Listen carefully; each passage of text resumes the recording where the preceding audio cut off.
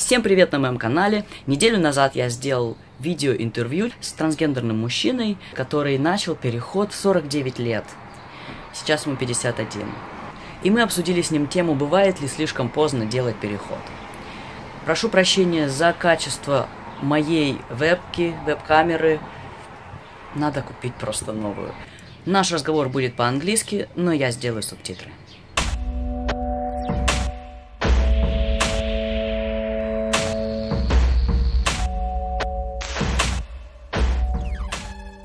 Hi everybody, this is gonna be a small interview with my dear friend Mark, who I got to know through Peyperboi. So this is really awesome that Mark has the time and the interest in doing this interview, because I think it's really interesting to talk about transition and age and how is it for different people. So why I want to talk about it is because when I was thinking about transition is what it was when I was 30, 32, and I thought I was old. I thought this is late. Yeah. So, No. and then I got to know you, Mark, on Peyperboy. So just say a few words about you and then we start. Yeah. Okay. Cool. So, as Demi mentioned, I hope I'm pronouncing Demi right. Is it Demi or Demi, or do you care? Demi's fine. Yeah. Demi. Okay. All right. Like he said, we got to get to know one another on Paperboy, which is really cool. He's always been such a kind and supportive soul. And so I'm honored that you're my friend and that you asked me to do this. I wanted to say that. So thank you for taking the time to set this up. But yeah, like he said, I'm 51 and I started my transition when I was 49. Mm-hmm. And I say I started that because that's when I started really publicly talking about it.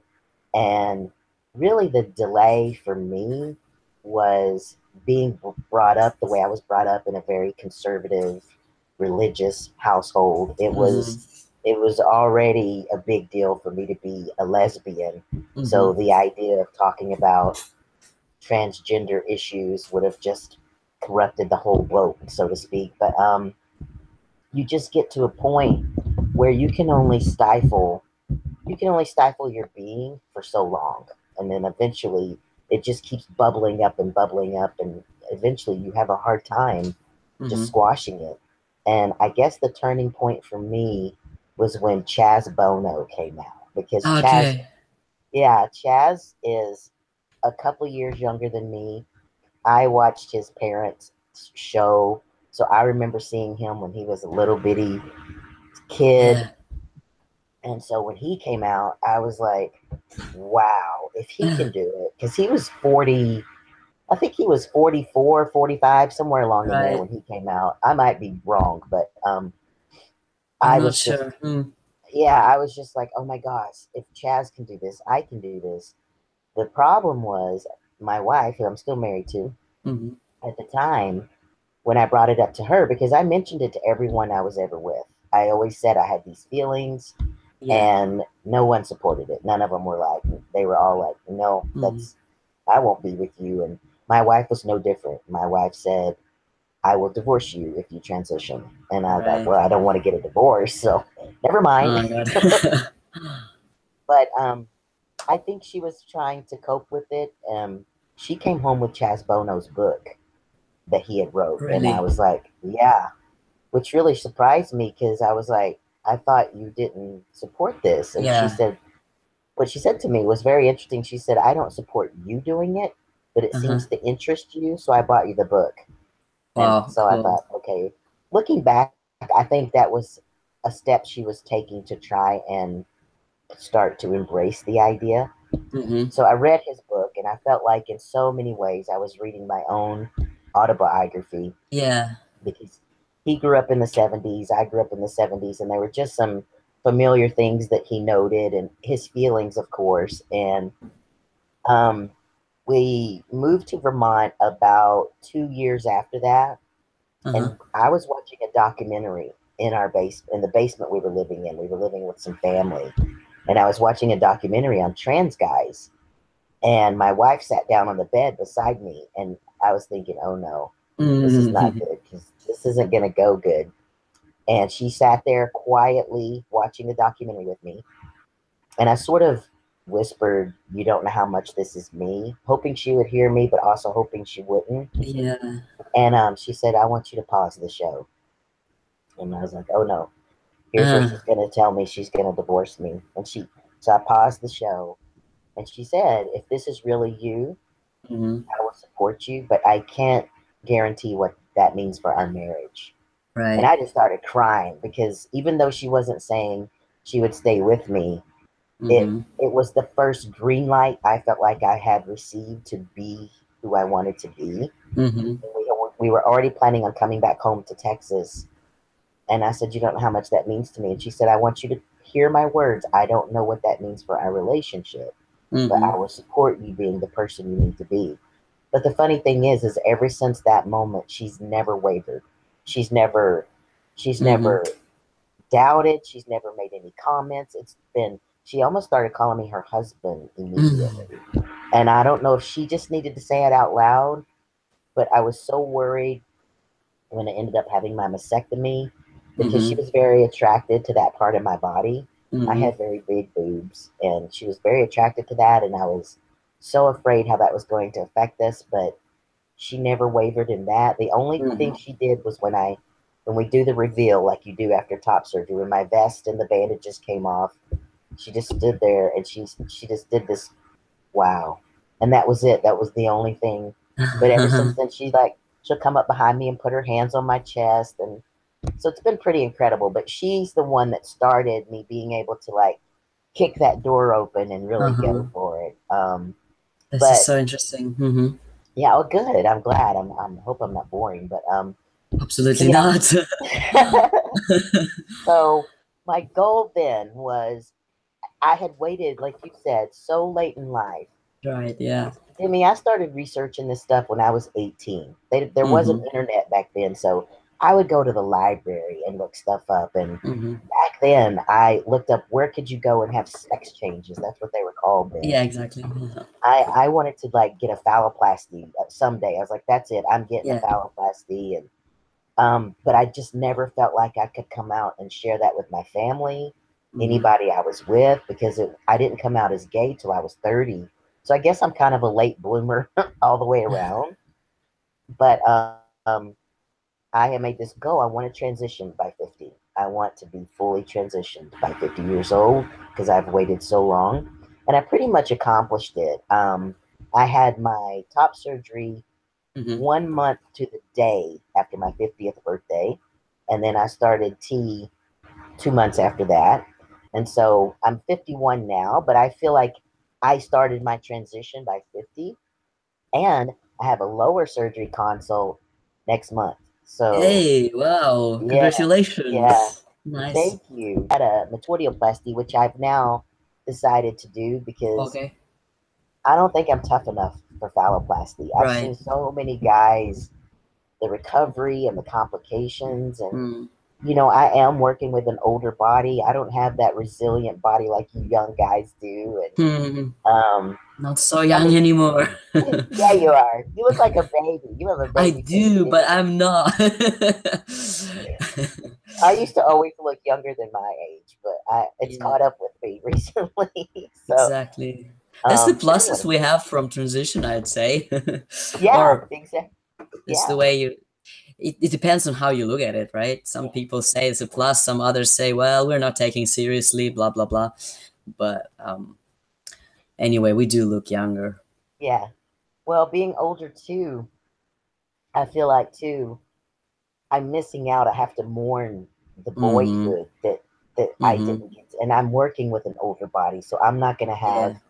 the muscle tone like you have. I have to Mm-hmm. work twice as hard. Like I can tell my muscles are different. When Mm-hmm. I got on T, I was amazed at how little exercise it took to actually feel your Yeah, muscle develop. exactly. My Yeah. muscles feel so much harder. Yeah. It's crazy. Like I'll go to drink something and it feels like it's flexing, and I'm like, it never did that Oh, before. nice. Exactly. I'm always telling, feel my muscle. But anyway, Nice. yeah. So that's kind of the journey, and Yeah. hopefully I'll This have. Go ahead. Sorry. Oh, it's okay. It's okay. I just wanted to say like a few words to what you've just said. It's really interesting that you mentioned Chess Bono, because he was basically the first one whose documentary I also watched. And Awesome. yes, and I was really impressed by this. I was also crying watching this documentary. Right. It's now like 4 years ago by now.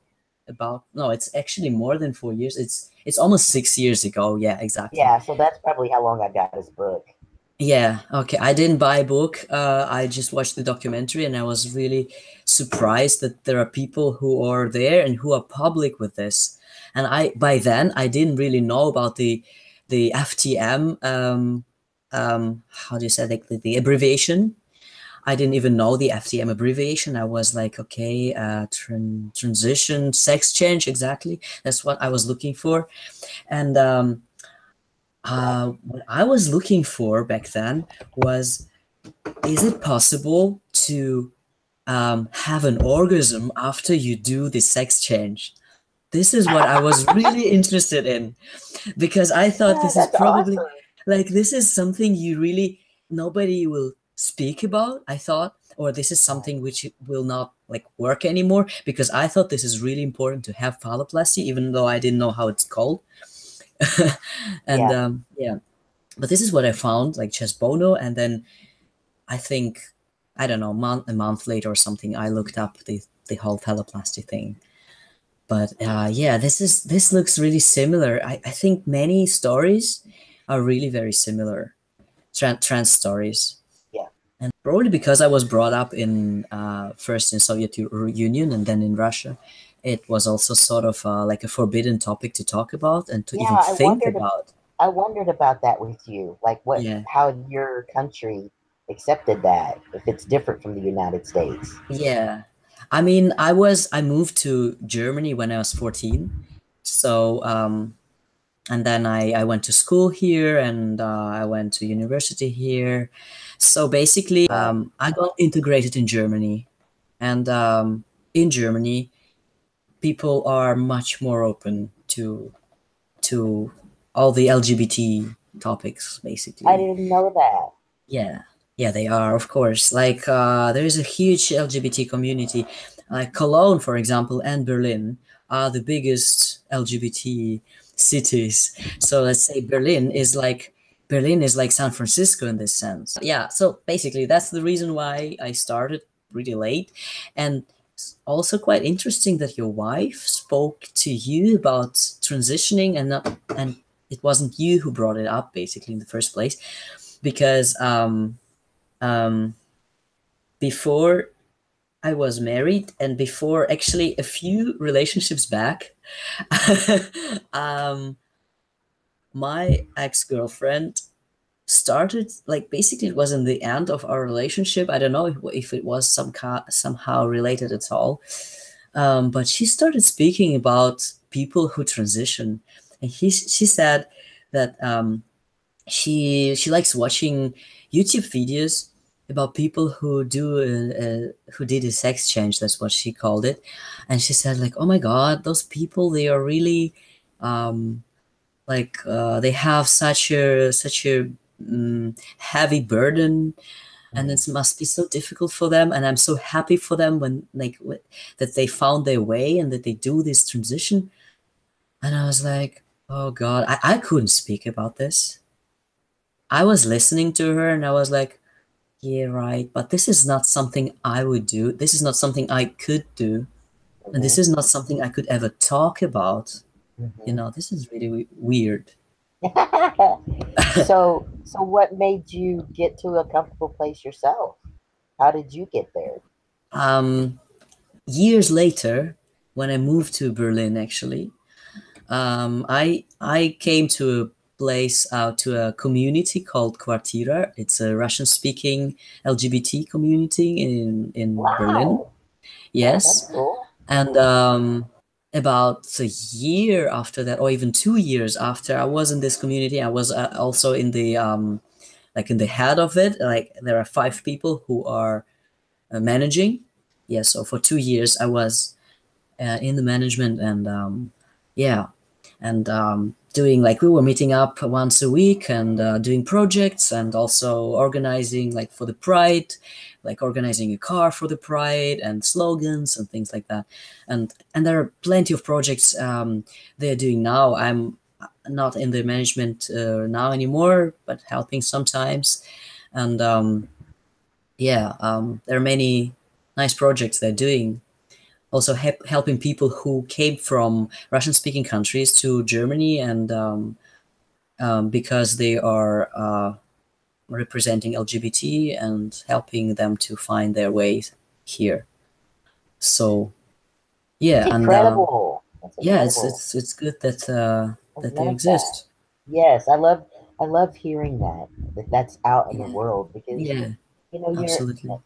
us Americans, and I'll say we're so guilty of being so just tunnel visioned Mm, about our own concerns and our own communities. And I've always been curious what it's like for people, because I always felt like maybe it was harder for them in other mm-hmm, countries, because we're the land of the free is what it says, and I never know mm, how restricted other countries are, and mm-hmm. I don't understand other countries' freedom, and like what is it like living in Germany? Is everything just free and you can do and go as you please? And it sounds like Yeah, a really good country. yeah, absolutely. I mean, Germany, if you compare Germany to, let's say, post-Soviet countries, it is a very, very free. And yeah, you can walk holding hands with your partner, with your gay Awesome. partner, let's say. Yes, Awesome. you can kiss on the streets, let's say in Berlin at least. And I think in other, like in smaller cities, like, or villages, people would look at you and they wouldn't really like it probably, but they Mhm. probably won't even say anything. But yeah, I mean, there are a few places in Germany which are a bit like right winged, let's say.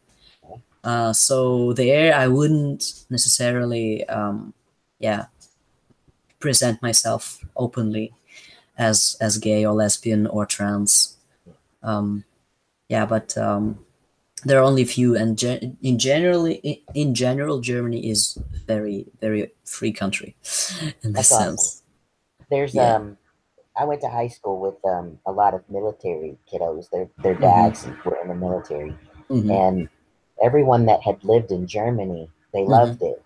They loved Hmm. being stationed in Germany. They loved living in Germany. So I've only heard like good stuff about that, especially with everything you're saying. So that's good Mm. to know. Makes me want to visit one Yeah, day. you should visit. This is exactly what I wanted to say. You should visit. And actually, Berlin is a very easy place to come because it's a big city and it has two airports. So you should Right come on. and be my Yeah. guest. Oh, that'd Absolutely. be awesome. Yeah, Yeah, that'd absolutely. I can show you be Berlin. funny. I would love it. That'd be way cool. Yeah, so back to your question.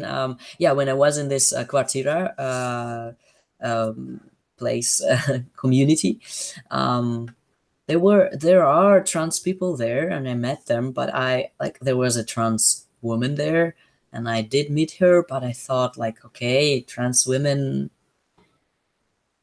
I felt that they, or those which I met, and that's now I actually know that I might not know that I knew more than I knew. I might Right, have known trans women who are trans women or were, and I didn't know that they were. right, right. So what I thought that trans women, they don't really transition well. That you can see that Right. they were, like, Yes. they had a man's body Yes. once or Yeah. before. And I thought that this is like, this was a reason for me not to look into this more, like, deeply, or more Oh, deeper. That I didn't know that that trans men transition so well the way they yes. do. I Yes. didn't know about the beard. I didn't know about the voice. Wow. I thought that the sex change really is the surgery you do. Like, you can Gotcha. cut off your boobs, you can get like a fake penis or something, but I thought I'll never be a man. So this is why I thought this is not for me. And And in Quartira, once I spoke about transition with people there. I just said that, yeah, well, basically, I also feel this way. I also feel the way that I'm not in my body, in the right body. Right. And they were like, so you're saying that you felt this way when you were a child, but are you feeling it now? And I said, well, yes, but I thought like this is nothing to speak about like seriously. Right. And they were like, why not? You absolutely can speak about this, and this is really a thing you should like give a thought to. And they told me about FTM. They told me to look up FTM, and I was like, okay. Yeah, this is how it started for me, and this is how I came to all this like hundreds of YouTube videos in English. This is like Right. all these American videos actually, and Canadian too, but I couldn't really I didn't know who is from where. So yeah, let's talk a little more about transitioning and age. Yes. I think I do have like question that's like you mentioned that you feel like you've missed out, or you're missing out on things that like for me it's like quite often I do look at men, and I think at young men, and I think this should have happened to me.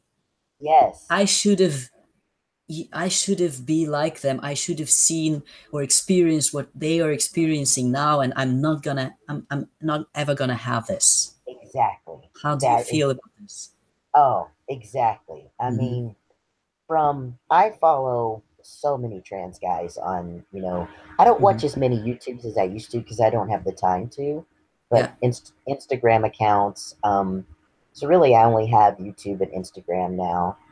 Um, but yeah, I look at their bodies and I think they have so much they can tap into energy. Their bodies are still forming, so Right. their muscles will eat more easily defined. I You know. know, Yeah. I lived as a woman, like I have this saggy arm. Yeah. I take I have yet to get rid of it. I don't know if I'm gonna be able to get rid of it because of my age and because of Mm-hmm. my weight, which my weight is a constant struggle. I just try to own being a fat guy. I just own it. But anyway, yeah, like you said, and then I think because I wanted to do this when I was 18, but I was Mm-hmm. not brave enough. If I Mm-hmm. could go back and talk to my 18-year-old self, I Mm-hmm. would tell him, you can do this. You be you. You be true to you.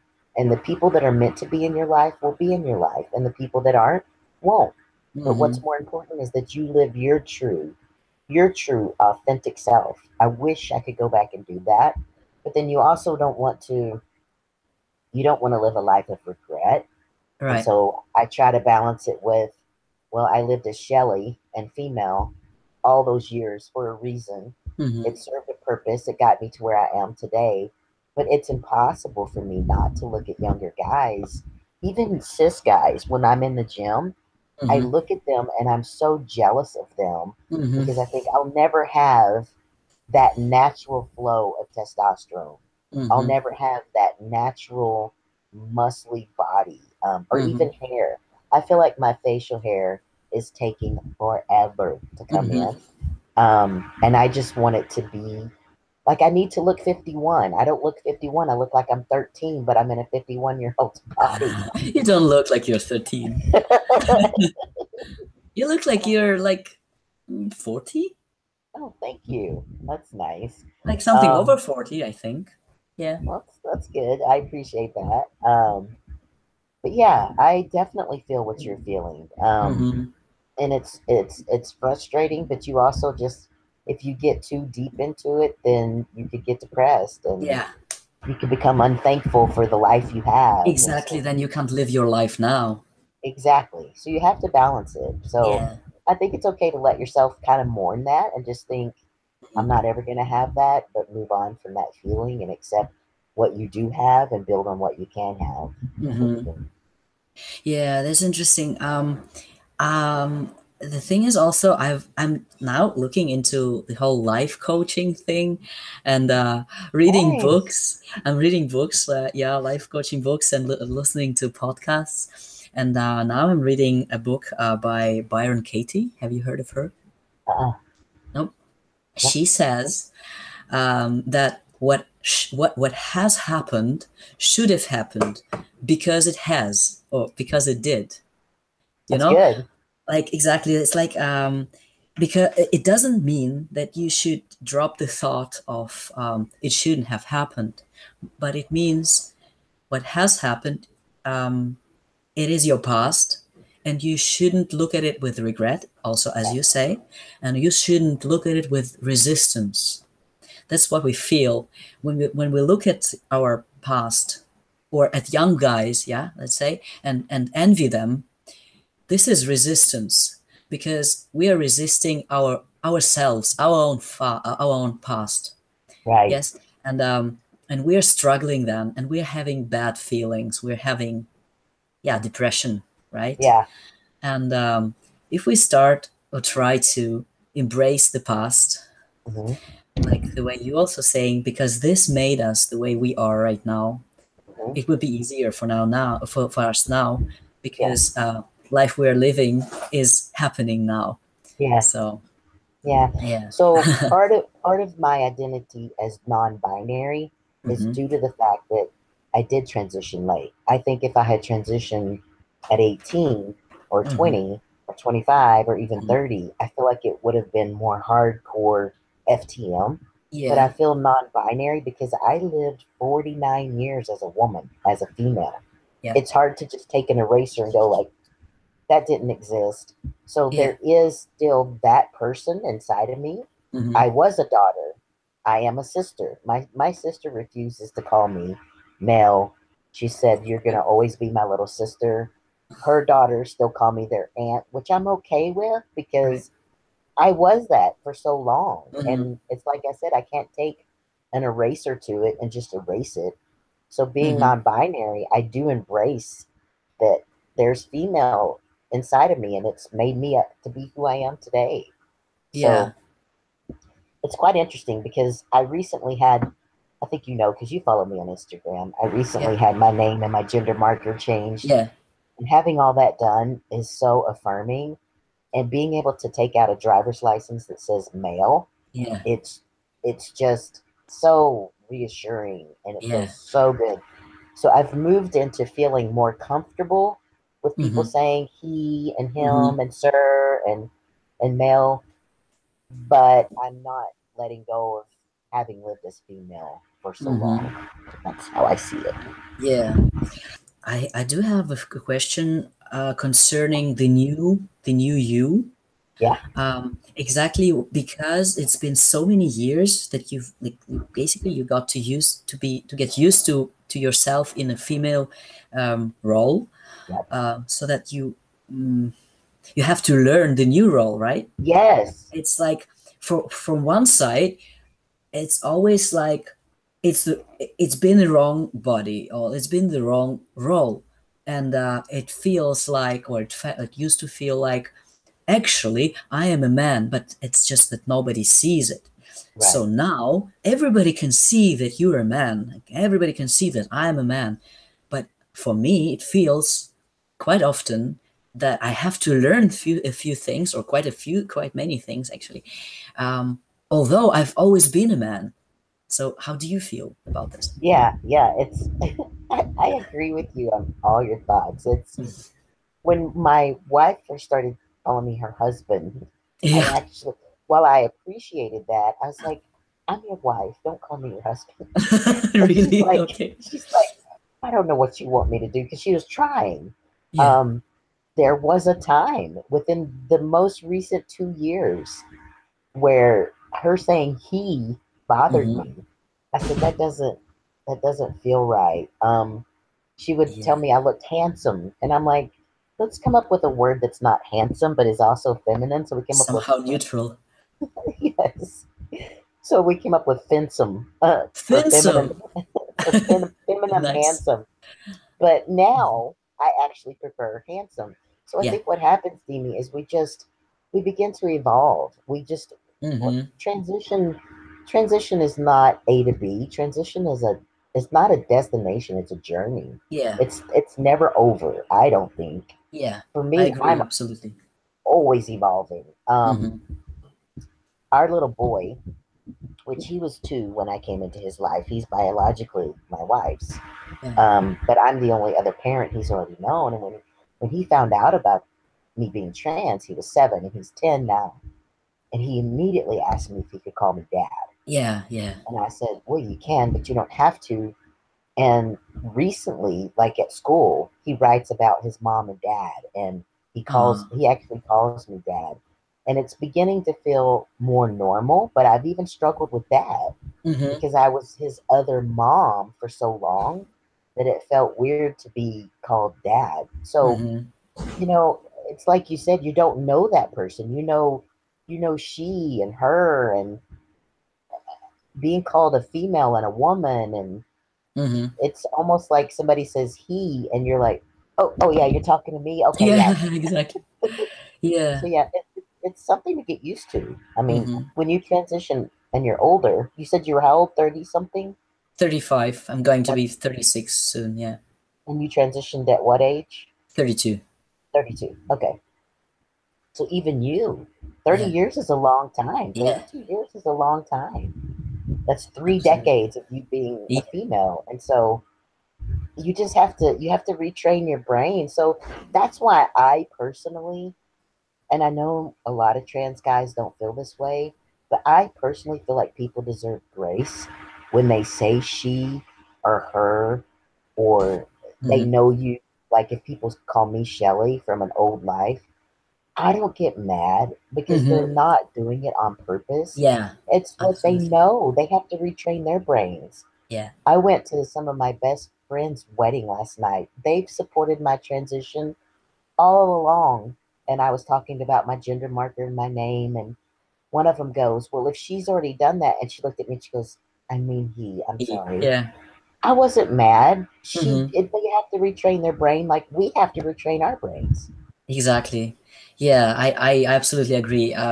It's a transition for us, and it's a transition for all our For friends. everyone. Yes. Yes, everyone involved, and I wish more people understood that. Now, there are people, I'm not Hmm. saying that there's not people that don't misgender you purposefully because they want to make you feel bad and Yeah. they want to make you feel like you're wrong and weird and Yeah. sick and all these things. But the people that love you and whom you love, they're just trying to get there with you. And Exactly. they deserve grace in the process. Yeah, exactly. And I also say if somebody asks me like, how do I relearn um, calling my trans friend he now? I'm always saying just if you accidentally said she, just say he. Just shortly apologize if you want to, but mostly you don't even need to apologize. Just don't pay much attention to it. Just say the right one and Right, go on. Just don't right, stress it too much. right. Right. Don't make a big deal out of it because Exactly. then it Hmm. feels it feels awkward for everyone. Yeah. Like you said, if you just quickly correct yourself Hmm. and move on, that's all you can do. Yeah. And Hmm. something else, since you do want to kind of focus on the age thing, Yeah. something else is that I'm jealous and it's wrong to be jealous. Jealous is an emotion that doesn't serve you, it doesn't serve anyone. But I Yeah. am jealous of kids growing up now who get to go on hormone blockers. Uh-huh. Like you hear about Jazz Jennings, and there's a little trans boy I follow named Ryland, and you know he has Rylan. got to live Uh-huh. his life as a boy since he was 3 years old, and Mm. my parents knew this about me. My dad treated me like a boy. I told everyone I was a boy. I used to stick things in my pants to Yeah. make it look like I had a penis. Same here. You did? Yes, I did. Oh, that's I did. I put like little table tennis balls, ping pong balls We're or meant to be socks. friends, Steamy. We were meant to be friends. That's I know. awesome. So Hey, nice funny. haircut. Oh, thanks. It's a Why are you messy hiding it? thing. So yeah, I've felt this way my whole life, and I think I wish my parents had said, Mm, "We're gonna raise him like a boy," but that's people didn't think that way back then. no. So I'm jealous of the kids that get to come up. So people that like yourself, who are very public, have paved the way because you're young enough to affect younger people. You know, I am older, so I don't have that audience that you would probably have. So I'm happy for them on one hand because they're going to get to live the life that is truly them. But I'm jealous that that opportunity was never afforded to me, because that was a different time. And I mean, they wouldn't even let me play football as a girl, Demi. Mm, They were like, no, that's for yeah. boys. Yeah. And they wouldn't even let girls try out. Even if my parents had said, yeah, you can play football, the people that organized the sports would have said, no, we don't let little girls play football. It was Yeah. such a different time back then. Mm-hmm. So that's another aspect of me transitioning later in life is you Yeah. carry that mentality with you, like you said, the way you're socialized. I Mm-hmm. was socialized that it's boys are boys, girls are girls. You Yeah. you Boys do date. boy things. Girls do girly Yes, things. yes, which affects my relationship with my son because my Uh-huh. son's not always been the toughest little boy. He's very sensitive, Mm-hmm. and I've judged him in a way I shouldn't Mm-hmm. because he is just like I am. He is who he is. Um, he used to cry really easily, and it would really bother me. And I had to like really go through a lot of counseling and work on that, and apologize to him and tell him I've not allowed you to have your emotions. If you Mm-hmm. feel like crying, cry. It's okay to cry. So Mm-hmm. yeah, it sticks with you. And so those people that are uncomfortable with transition, it's probably because of things they were taught and how they were raised and what they were told to believe. So Mm-hmm. it plays in. I mean, it does for my sister. My Yeah. sister says I She's was raised. older. Oh yeah, she's 4 years older, Okay. and she tells me all the time, I was raised by the same parents you were, and you were taught to believe the way I believe. You just choose not to. And I was like, So, in oh, the sense of being religious. yes, Uh-huh. which I am. I am a Christian, and I Mm. serve God, but she has this opinion that she knows what God knows is right or wrong. You know, she Yeah. knows. She thinks that she knows. And she feels like, and it's the trouble with a lot of Christians that Uh-huh. they're so judge. They're very judgmental, Oh yeah. and they think they have a right to tell you how to live your life, and that they're God's authority on earth. And I've basically told her, This doesn't sound good. no, it's not, and that's not how people who are Christians should be. To be a Hmm. true Christian, you should love like Jesus loved. Yeah. Jesus loved the worst people on earth, the Exactly. sinners, the whores, the poor, the adulterers. He loved them, and he wanted them to follow him. And that's what I Yeah. tell her. I'm like, if you really studied Jesus, you would see that Jesus loved everybody. Exactly. You actually turn the other cheek and you love and for and what's the other one? Forgive. Exactly. Yeah. Bingo. Yeah. Hmm. So anyway, I kind of went on a tangent there. Sorry about that. No, no, it's okay. It's very interesting. And Well, what do you think about like it's interesting that you mentioned the kids with blockers. So I've been thinking about this too, and I read when I got to know about Jess Bono, I also read or watched videos about kids. I think if I'm not mistaken, even actually Jess Bono started like kind of something for kids where the 5 or 6 year old children, if they say that they feel like they're transgender, that they already get blockers. Like there was something with him, hmm. but I I'm not I haven't sure. heard that, but that makes me just love him that much more. To know So that he's supporting little ones, that's amazing. yeah, so I also thought, oh my God, if somebody like him came to me when I was 5 and I was saying that I'm a boy, Right? I would really love him. I would be like to my parents, like, see, told you. Yes. Yes. um, Absolutely. so Yeah. and That'd be an incredible gift. I'm also thinking this also does have another side. Let's say if back then I was told that I can live a man's life, I would never be able to think or have a choice about having children. You Hmm. know, have you thought about this? You Like, know, this is so funny. I I never wanted to be a parent. Um, Okay. I I chose to be childless on purpose. All right. And it's funny that the women that I ended up being with, most of them were mothers. Uh-huh. Um, Okay. I've raised another boy in a previous relationship. I raised him from the time he was 10 until 16. And so in counseling, I've had counselors tell me you might not have ever chosen to have children of your own, but you, based on how your life has been going, it goes back to what you said about the book you read about things Mhm. happened because they happened. So they Yeah. were meant to happen. So for whatever reason, my life has gone to where I've always been in a parent role most of my adult life. Mhm. Um, but I've never had that yearning to have biological kids. When I had my hysterectomy um, in January of 2016, and then I had Mhm. top surgery in December of 2016. Mhm. Um, but when I had my hysterectomy, I had everything removed, like Yeah. fallopian tubes, cervix, everything. And it was like a month later, I was sitting there and I thought, I can never have kids. And it almost scared me. I was like, what have I done? I'll never be able to biologically produce a kid. And then the next month, I was like, it's okay. But for a Nice. moment, you think, oh my gosh, I've like killed any possibility of me Exactly. having children.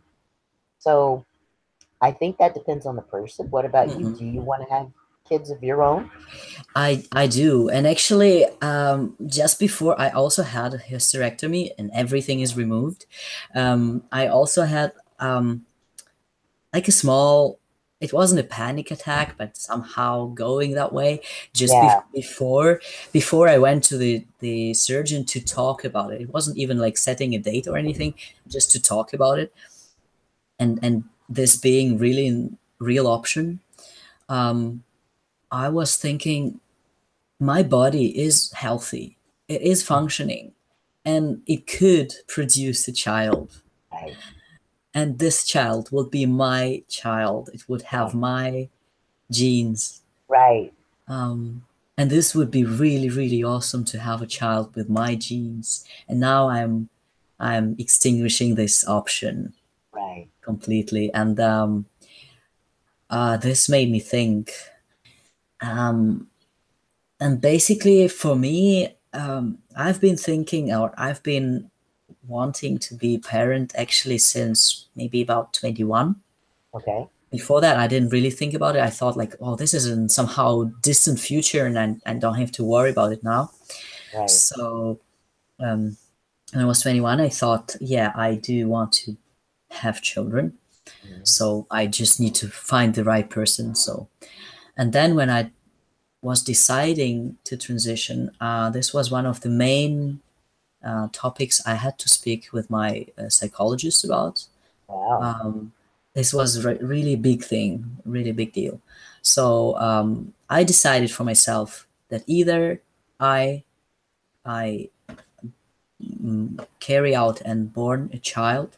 Is Hmm. this the right way to say born? No, Birth a child. Give give birth. give birth to a Yeah. child, and start my transition after, or I I do my transition, wait until I am like happy within Yeah. myself, and I know about other people who give birth being a man, but having all the organs still Yep. present. Or, and this is the option I took, I freeze my eggs.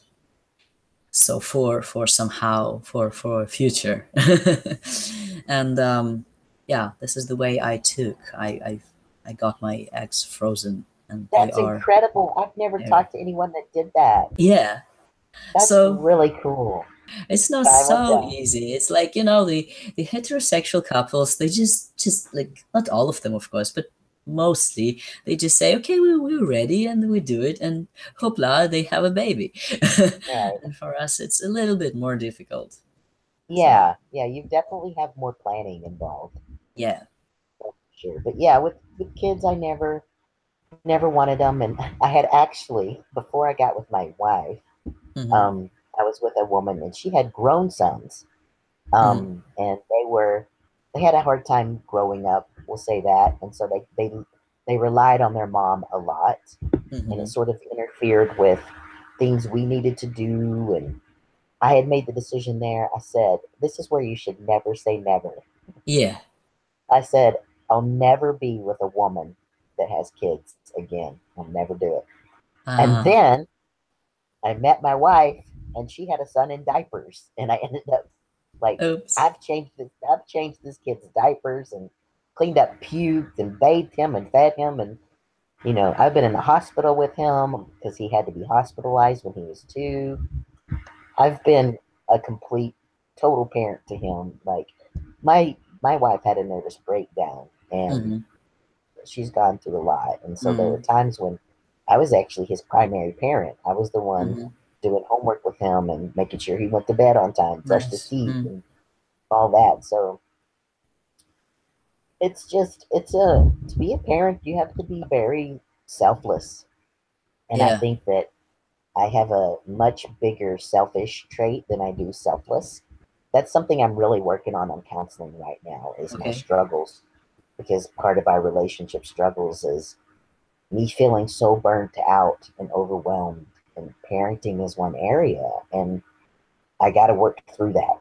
So Yeah. that's one of the things I'm working on with my counselor. It's not easy to be parent. I can No, only it's imagine. yeah, I've seen some awesome videos and pictures of you and your wife traveling.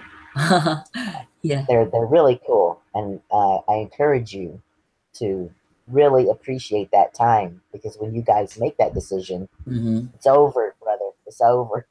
It's all going to Yeah. be about the kid. It's You all and new your wife level. will.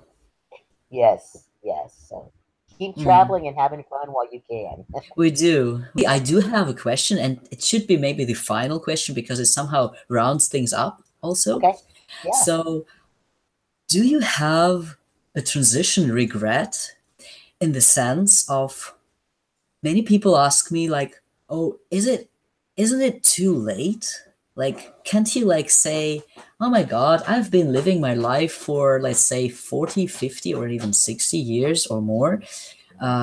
Now it's really too late. I wouldn't start something new." And then if they do, those people might say, oh my God, now I've thrown away my life, started something completely new I don't know anything about, and now I'm regretting it.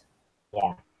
I would say, to someone that's in that place in life, I would say it's never too late to live the life you want. Mm-hmm. Um, you get one life, and happiness, I believe, comes from within. Money can't make you happy. People can't make you happy. Happiness truly has to come from within. Mm-hmm. And if you feel that's what's going to make you happy, you have a whole lot more to lose than you do to gain. Because no, you have a whole lot more to gain than you do to lose. I Gain said is that news. wrong. Yeah, lose. Yeah. Yeah, sorry, I said that wrong. I just don't think it's ever too late. I think that I do think there's more health risks that you have to be concerned Mhm. about. I would strongly urge people to really take doctor's advice and follow doctor's advice, but you can't live with regrets. Um, my whole thing is, as I mentioned early when you and I started talking, is this kept bubbling up, and Mhm. it's just going to always be there. And when you suppress and suppress and suppress, you're really killing a part of you. Mhm. Those feelings don't exist for nothing. Those feelings are real. Yeah. Um, and you're denying yourself the opportunity to be so much more happier and live the full life that you're meant to live. So Yeah. I don't regret it. You don't I regret. I don't regret it at all. I am so happy. I was so afraid of starting testosterone. Hmm. Um, I really didn't know if I was going to do tea, because the idea of my voice changing and my face changing, that really scared me. Hmm. Um, when I first when I did my first shot, I woke up the next day and thought my voice was deep. It wasn't. I know this feeling. Yeah. I also felt some Right. kind of weird feeling in my throat, and I thought, something is really happening already. Like, what's wrong? Am I going to be able? I kind of panicked, like you said, almost had a panic attack. I was like, oh my gosh, I'm not even going to sound like myself now. And what have Uh-huh. I done? And I think it's natural because it's this new territory. You don't know what to expect. You can watch 1,000 YouTubes. It doesn't mean that your body's going to respond the same way. Exactly. So you don't know what you're going to feel as you're going through it. But now I can't imagine not having tea. Like, Yeah. to me, it's my wonder drug. Um, Nice. and it comes with risks. You know, it increases your red blood cell count. But as long as you keep yourself monitored and keep yourself under a doctor's care, I think that you're going to be okay. So no regret. That's great. That's great. I also don't have any regrets, and Good. it's good. Yeah, So, yeah. yeah, thank you so much for answering questions, for talking to me, and taking your time. Jimmy, it's So, all my pleasure. Thanks for thinking of me. I really appreciate it. I'm glad that I got to hang out with you for a little while because you've always been so nice to me and so kind and so supportive and so sweet that I'm glad I got to spend some time with you. cool. It was a pleasure. And maybe if you think of another topic and you want to talk in some other time, we can also make this kind of interview again. Right. All right. We can also ask our subscribers who are watching this when it's on air or Yeah. when it's on, what they want to hear about, or if they liked it, or if they Right. if they want us to talk again. Yeah, absolutely. And if they have any questions that I didn't answer, Yeah, I'm an open book. Just ask and I'll answer the best I can. cool. Okay, so it's the beginning of the day for you, right? It's It's one noon. It's o'clock. basically noon. 12:01 p.m. Okay, it's 7:01 here. Oh gosh. So Time for have you a to good go. rest of the day, or day, let's say, and Yeah. it's evening here, so Well, have a good evening. And tell your wife thank you for letting me borrow your time. thank you.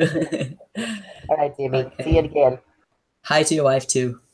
All right. Bye. Bye bye.